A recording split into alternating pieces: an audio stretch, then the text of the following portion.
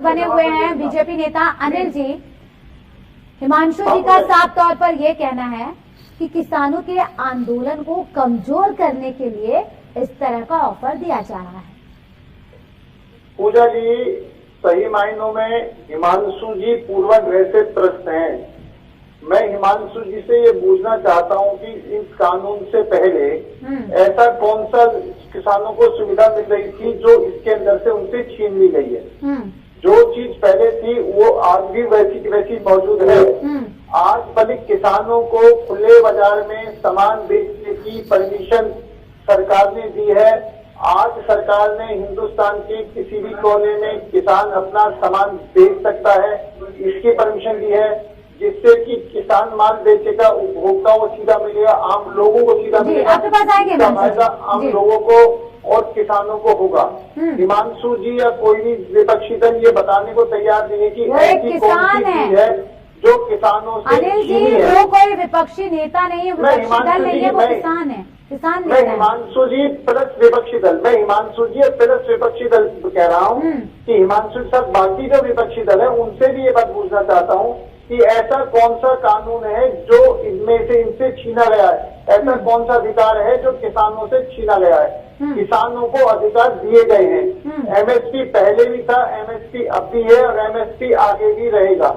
सरकार लगातार बात कर रही है, ठीक है, सरकार 14 करोड़ की जो बात कर रही है और सरकार ने इससे अच्छा क्या चाहिए कि आप अपने 4-5 लोग दे दो एक्सपर्ट के साथ बैठ करके, और भी कोई किसानों के हित का पॉजिटिव सुझाव होगा। सरकार मानने के लिए तैयार है। सरकार तो ये करी कोई ना कोई पॉजिटिव सुझाव तो दो, कहीं ना कहीं जो हम कर सकते हैं उसके करने की कभी मनाही नहीं है। और निश्चित तौर पर जो भी पिछले कानून हैं उन कानूनों में के बाद किसानों को अधिकार दिए हैं, किसानों से अधिकार लिए नहीं गए हैं। इसलिए निश्चित तौर पर किसानों को भड़काया जा रहा है, किसानों को गुमराह करा जा रहा है, किसानों से छलावा करा जा रहा है और किसानों को औजार के रूप में यूज करा जा रहा है। कौन सा? अरे मंडियां कहाँ खत्म है हिमांशु जी? कौन सी मंडी खत्म हो ये तो बताओ ना। आप क्यों गुमराह कर रहे हो किसानों को? मेरे भाई, आप गुमराह क्यों करो? कौन सी मंडी खत्म हुई ये तो बता दो। आप मंडी खत्म हो रही है, मंडी खत्म हो रही है, आप कौन सी मंडी खत्म हुई ये तो बता दो। आप सुनिए, आप इतने बड़े हैं तो आप मेरा ही धान खरीद लीजिए, मैं अभी खुद दिखाऊँ। अरे भैया, मेरा आप बड़े हुए हैं हिमांशु जी, ये तो केंद्र पे ही होगा ना। मंडी की बात करें, आप मंडी कौन सी खत्म हुई है उसकी बात करें। आपका धान तो सरकार बिल्कुल जवाब पूरा करने दीजिए हिमांशु जी को। अनिल जी आपके पास आएंगे, अनिल जी आपके पास आएंगे, जवाब वही दे रहे हैं वो। मैं भी वही सवाल कर रही हूँ कि आखिर मंडियां कहाँ खत्म हुई हैं? मंडियों को बढ़ाने की बात की जा रही है। ये सिर्फ कागज पर है मैम, सिर्फ कागज पर है। आप कहे तो मैं अपना फुटेज दिखा दूं घर से निकल करके। जिस घर से मैं आपसे बात कर रहा हूँ वहाँ घर के बाहर हमारा अनाज रखा हुआ है और अनाज में खरीदने वाला नहीं है। अरे मंडी कौन सी खत्म हुई है? मंडी, अरे भैया मंडी कौन सी खत्म हुई ये बताओ ना।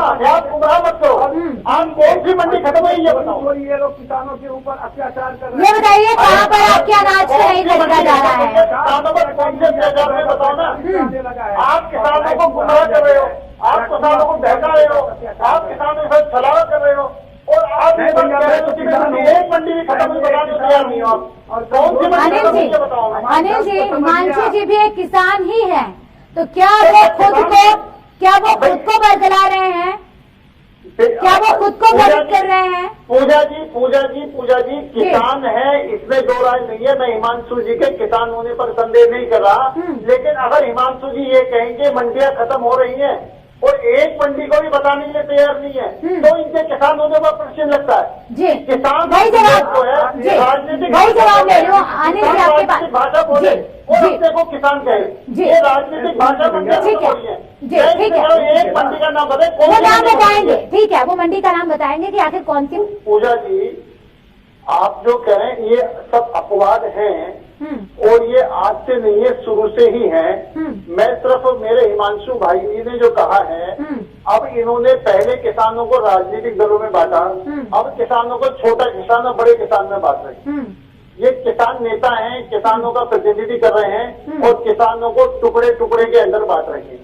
ये जो आप ये कहते हैं मूल्य निर्धारित करने का अधिकार किसको दिया? मूल्य निर्धारित आज से नहीं हो रहा है, मूल्य निर्धारित बहुत समय से हो रहा है। कांग्रेस सरकार ने जब भी मूल्य निर्धारित हो रहा था तब इन किसानों ने उस टाइम आंदोलन क्यों नहीं करा? सरकार ने तो मूल्य निर्धारित जो पिछली सरकारों ने करा है उससे अधिक रेट दे करके किसानों का माल खरीद रही है। 100% पहले भी माल नहीं खरीदा जा सकता था, पहले भी किसानों का सामान बाहर बिकता था, अभी भी 100% नहीं खरीदा जा रहा। अभी व्यवस्थाएं करवाइए ना, सरकार तो आपकी है। नहीं, पहले की सरकारों में और आपकी सरकार में फिर अंतर क्या रह जाएगा? व्यवस्थाएं करवाइए। हमने खरीदारी बढ़ाई है, हमने जो सरकार के खरीदार केंद्र हैं उन केंद्रों पर खरीदारी को बढ़ाया है, पिछले मुकाबले पर अधिक हम खरीदारी कर रहे हैं। लेकिन जब ये राजनीतिक से प्रभावित होकर के आंदोलन करते हैं तो ये प्रश्न उठता है कि 2014 से पहले क्या 100% खरीदारी होती थी? 2014 से पहले क्या बिचौलिए नहीं थे? हम बिचौलिया खत्म करने की बात कर रहे हैं और ये बिचौलिए पर आरोप लगा रहे हैं। हम ये कह रहे हैं बिचौलिए खत्म हो रहे हैं, किसान और उपभोक्ता, किसान और आम आदमी का सीधा माल बेचने की बात कर रहे हैं। हम बिचौलिए खत्म कर रहे हैं और ये बिचौलियों को बढ़ाने की बात कर रहे हैं। ये मंडियां खत्म हुई, ये कह रहे हैं। हम कह रहे हैं एक मंडी भी खत्म नहीं हुई। मेरा हिमांशु भाई से कहने का मतलब ये है कि आप सच्चे किसान बन करके किसान के रूप में सोचें और किसान के रूप में सोच करके कोई सुझाव अगर आपके पास हो किसान हित का तो ये काम करें। सरकार करने को तैयार है। सरकार ने किसानों के किसी भी अधिकार को छीना हो, तो इससे 2014 से पहले से जो भी अधिकार थे एक भी अधिकार छीना हो तो ये बताएं। हम गलती मानने को भी तैयार है और उसको वापिस लेने के लिए भी तैयार है। लेकिन आप ये नहीं है कि कांग्रेस की सरकार है तो सब कुछ ठीक है और भाजपा की सरकार है तो सब कुछ गलत है। तो निश्चित तौर पर जब आपका व्यवहार इस तरीके से होगा, आप किसानों को भी बांटोगे, आप लोगों को भी बांटोगे और आप अपने आप को किसान नेता कहोगे, राजनीतिक दल से प्रभावित नहीं कहोगे, तो ये कोई भी नहीं मान सकता। आप या तो इस पर कहोगे, आप पीठ में छोड़ा ना हो, ठीक है, आप मुंह पर चेहरा कुछ और मत लगाओ। ठीक है, अनिल जी आपके पास आएंगे। हिमांशु किसानों को किसान के रूप में बात करो जी, ठीक है, आप मिक्स बताओ दोनों तरफ। ठीक है अनिल जी। भैया हिमांशु आएंगे आपके पास जी, ठीक है। पूजा जी, मैं हिमांशु जी से ये बात पूछना चाहता हूँ कि 2013 में धान का MSP मूल्य क्या था और आज धान का MSP मूल्य क्या है? ये जो और आज जो ये बात आरोप लगा रहे हैं आप कि जिस लगातार 1 से 2 गुना हमने सब पर MSP कर बढ़ाया है। हमने तो किसानों को के खेतों में पानी पहुंचाया है। हमने किसानों के बहुत से और उत्पादक हैं जो सब्जियां हैं उन पर भी हमने MSP देने की शुरू करी है। बहुत चीजें और अधिक हमने जोड़ी हैं। किसानों के हित में सबसे ज्यादा काम इस सरकार ने करा है और किसानों के हित में ही काम ये सरकार पूरी तरीके से कर रही है। किसान ही को अन्नदाता के रूप में मान करके और आज किसान अगर आंदोलन में आए हैं तो सरकार ने इमीडिएटली उनको बुलाया है, इमीडिएटली उनके साथ बातचीत कर रही है, एकदम उनके साथ द्वारा मीटिंग भी तय हुई है और उनके साथ उन्होंने खुद कही कि आप 4-5 लोग अपने दें, एक कमेटी बना करके निश्चित तौर पर किसानों के हित में जो बात होगी वो लागू करेंगे। रंगनाथन की रिपोर्ट भी हमने मैक्सिमम रंगनाथन की रिपोर्ट भी किसानों के हित में लागू करी है।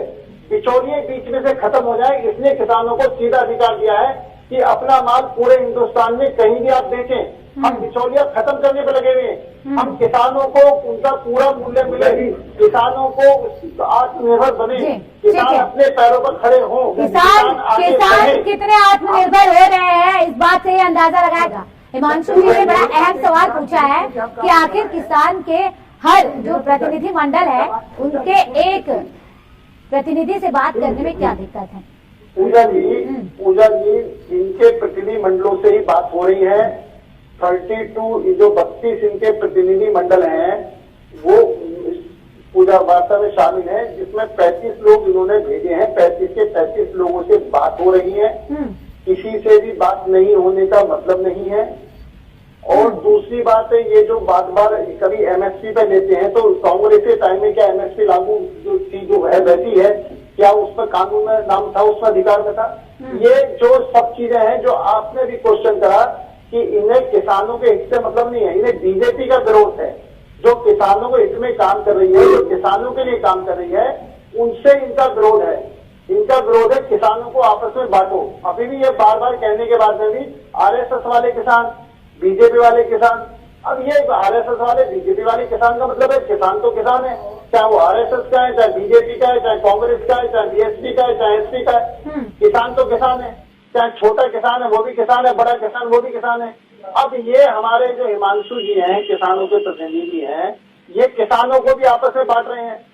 सरकार इनसे बात करने के लिए पूरी तरीके से तैयार है, सरकार इनसे बात कर रही है, सरकार इनको कह रही है आप 4-5 एक्सपर्ट भेज दें, हम उनके साथ बैठकर रास्ता निकाल लेते हैं।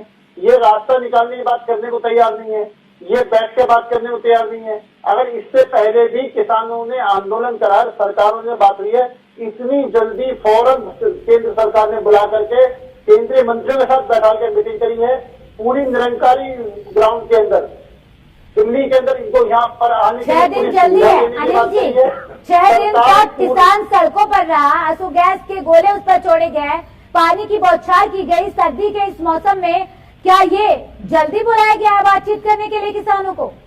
पूजा जी, जब किसान आ रहे थे, पुलिस के बैरिकेड किसानों ने तोड़े हैं, पुलिस के बैरिकेड को तोड़कर उन्होंने मजबूर किसने किया? किसानों को बैरिकेड तोड़ने के लिए अनिल जी मजबूर किसने किया? वो कह रहे थे कि हम शांतिपूर्वक धरना देना चाहते हैं जंतर मंतर पर। जी पूजा जी सुन तो लें, जब उन्होंने बैरिकेड तोड़े हैं, धारा 144 तोड़ी है, तो कानून व्यवस्था बनी रहे, सिर्फ कानून व्यवस्था बनी रहे, हंगामा ना हो। आज कोरोना काल है और कोरोना काल के अंदर जो हजारों किसान सड़कों पर बैठे हुए हैं, आज हिंदुस्तान का पूरा विश्व महामारी से जूझ रहा है। अगर इनको इस आंदोलन की चिंता थी, आंदोलन करना था, तो कम से कम इनके स्वास्थ्य की चिंता तो करनी थी। अगर बाई चांस इसमें से 150 किसानों को कोरोना हो गया या कोरोना ने द्वारा महामारी का रूप ले लिया, हम पूरे देश को बचाना मुश्किल हो जाएगा।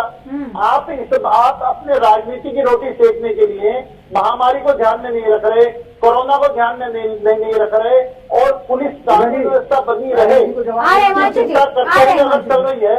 एक बात बताइएगा आरोप लगा रहे हैं। अनिल जी, मेरे सवाल का जवाब दीजिएगा, बिहार में क्या कोरोना नहीं फैल रहा? क्या हैदराबाद में क्या कोरोना नहीं फैल रहा? या यूपी में कोरोना नहीं फैल रहा? जिसकी वजह से जब चुनाव आते हैं, जब चुनावी रैलियां की जाती हैं, रैलियों में इतनी भीड़ इकट्ठा की जाती है, तब कोरोना महामारी आप लोगों को याद नहीं आती? पूजा जी, उसके अंदर फिर एक बात आती है कि हम चुनाव से भाग रहे हैं, हम चुनाव कराना नहीं चाहते, हम ये त्रिगण सत्ता में रहना चाहते हैं। बिहार के अंदर हमारी सरकार थी, अगर हम चुनाव नहीं कराते तो यही विरोधी चुनावी रैली करते हैं, लेकिन सोशल डिस्टेंसिंग की किस तरह से धज्जियां उड़ी है ये आप जानते हैं ना? पूजा जी, विषय क्या है कि आप अगर चुनाव नहीं कराते तो आरोप लगता है कि सत्ता से चिपके हुए चुनाव नहीं करा रहे, चुनाव करा रहे हैं तो आरोप लग रहा है कि भाई अब कोरोना नहीं था, आपने चुनाव क्यों कराए? मेरा सवाल ये नहीं था कि कोरोना की वजह से चुनाव कराया गया या कोरोना था तो चुनाव क्यों नहीं कराया गया। मेरा सवाल ये था कि जब चुनावी रैलियां जो की गई, रैलियों में कम भीड़ को तो इकट्ठा किया जा सकता था, इतनी ज्यादा संख्या में भीड़ उमड़ना, क्या तब कोरोना? बार बार यही हर पार्टी ये सवाल उठा रही है, हर किसान भी यही सवाल उठा रहा है, देश का हर नागरिक यही सवाल उठा रहा है कि जब चुनाव थे, जब चुनाव में रैलियां की गई, इतने बड़े बड़े रोड शो किए गए, तब कोरोना महामारी नहीं थी। डॉक्टर्स तक का भी यही कहना है। नहीं पूजा जी, बिल्कुल आपका क्वेश्चन सही है, लेकिन जब चुनाव होते हैं सभी राजनीतिक दल रैलियां करते हैं, सभी राजनीतिक दल मीटिंग करते हैं, सभी राजनीतिक वर्चुअल तरीके से हो सकती थी, वर्चुअल तरीके से रैलियां की जा सकती थी। अब पूजा जी सुन तो नहीं, अगर हम उसको रोकते हैं तो कहते हैं कि हमें चुनाव प्रचार नहीं करने दिया जा रहा, हमें अपनी बात पब्लिक तक नहीं पहुंचाने दी जा रही, हमको ये नहीं करने दिया जा रहा, हमको वो नहीं करने दिया जा रहा। आप सरकार की मजबूरियां भी समझें, आप सरकार किन परिस्थितियों में काम कर रही है, सरकार को कानून व्यवस्था भी लागू करनी है। तो फिर आप किसानों की मजबूरी कि आप अपनी कमेटी बना करके आप अपने लोग जो 4-5 लोग हमें देना है, आप ही के पास हम उनसे बातचीत करके वो फैसला निकालेंगे। आप सब अपने घरों में जाओ, सर्दी में यहाँ पर परेशान मत हो। ये सरकार किसानों के हित की सरकार है, किसानों के फेवर की सरकार है, किसानों के हित में फैसले लेगी। हम लगातार बातचीत, जल्दी से जल्दी बातचीत करके इसका समाधान निकालने का प्रयास कर रहे हैं। और इसके लिए पॉजिटिव माहौल बना हुआ है, पॉजिटिव माहौल में हम बात कर रहे हैं। ठीक है, ठीक है। और निश्चित तौर पर हम किसानों के हित में फैसले लेंगे। हिमांशु जी के सुन लीजिए जी।